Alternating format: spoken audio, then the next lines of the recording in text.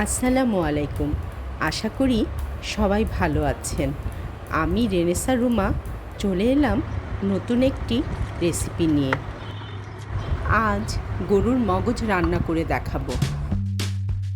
মগজটি কিন্তু একটি পাত্রে অনেকক্ষণ ঠান্ডা পানিতে ভিজিয়ে রেখেছিলাম। এখন মগজটিকে ভালো মতো ক্লিন করে নিব।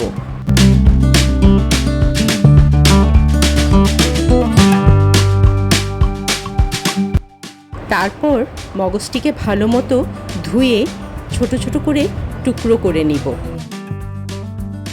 এবার চুলায় একটি পাত্র বসিয়ে দিলাম, রান্নার তেল দিয়ে দিলাম একটা পেঁয়াজ কুচি, তারপর দিয়ে দিচ্ছি একটি জয়ত্রী ফুল, লং, দারুচিনি, একটি তেজপাতা, কয়েকটি কালো গোলমরিচ ও কয়েকটি এলাচ। সব কিছু একটু ভেজে তারপর দিয়ে দিব 2 চামচ আদা রসুন বাটা ও 1 চামচ ধনিয়া আর জিরার পেস্ট।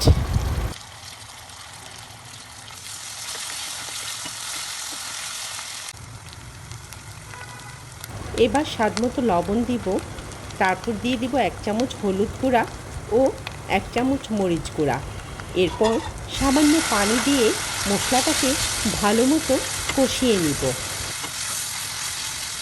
মশলা থেকে যখন তেল বেরিয়ে আসবে তখন দিয়ে দিব কেটে রাখা মগজ।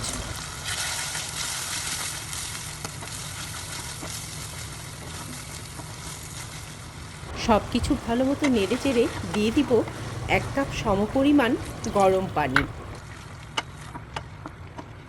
আমার নিজ হাতে করে রাখা স্পেশাল গরম মশলা 1 চামচ দিয়ে দিব। রান্নাটি প্রায় শেষের পর্যায়ে চলে আসলে আমি দিয়ে দিব কয়েকটি কাঁচামরিচ। আমি কিন্তু এই রান্নাটিতে মগজের টুকরোগুলো একটু বড় করে কেটেছি, যাতে মুখে লাগলে অনেক মজা লাগে। সবাই ভালো থাকবেন, দেখা হবে অন্য কোনো ভিডিওতে। আল্লাহ হাফেজ।